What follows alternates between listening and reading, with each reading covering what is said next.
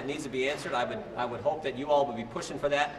Why we don't know who this individual is and can determine the credibility that he or she may have, I think is a fundamental question. So, do you want to speak to John Bolton? Do you think there's any court for John Bolton to testify before these committees? Again, we're getting ready to go into we've had 30 hours of testimony. We're heading into our 4th interview. I assume this will be another 8 to 10 hour day. Each individual offers their own unique and distinct perspective. If Chairman Schiff, if Adam Schiff decides to bring Mr. Bolton in, we'll have questions for him. Congressman, you talked about the whistleblower, but at this point, it's far more than the whistleblower making these allegations. It's the president's former Russia advisor. It's the president's former Ukraine advisor. You don't think the American people have a right to know the individual who started this process to try to remove the president of the United States 13 months before an election? You don't think the American people have a right to know that?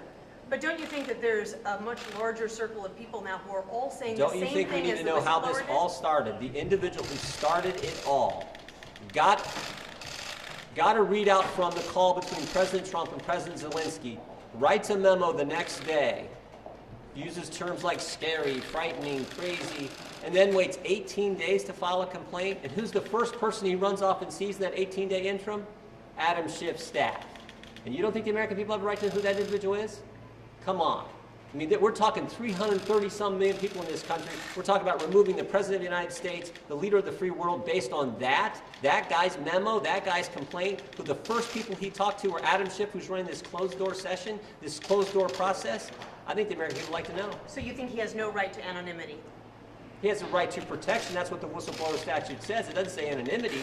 And I think when you're talking about the President of the United States, for goodness sake, the American people who we all represent, they have a right to know.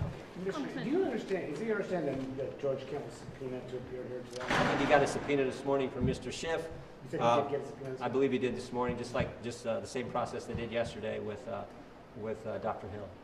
Congressman, have you heard anything over these hours that concerns you about the behavior of the president? We can't get into anything there, but what I can tell you is what we can talk about was what happened in Mr. Volker's testimony, which was done under the transcribed interview rules, which are different than the subpoena deposition rules, which have been in effect for the last 2 interviews and, as I just mentioned, are in effect for today's interview. Mr. Volker was clear. No quid pro quo. Mr. Volker confirmed exactly what President Trump and President Zelensky said on the call. No pressure, no pushing, no quid pro quo whatsoever, and Ambassador Volker confirmed that. But again, we can't talk about what took place in the other interviews, even though it seems like the Democrats want to talk about certain things, maybe. Congressman Kelly, Jenny Hent said that what is being said, in substance, you be happy, you should be lucky that it's not public. You disagree? You wish it were public? So we've called for that. We've called for the release of the transcripts all along. We've called for doing this in the open so that the 300-some million Americans can see what's going on. So we've called for that all along. We got to go. Thanks.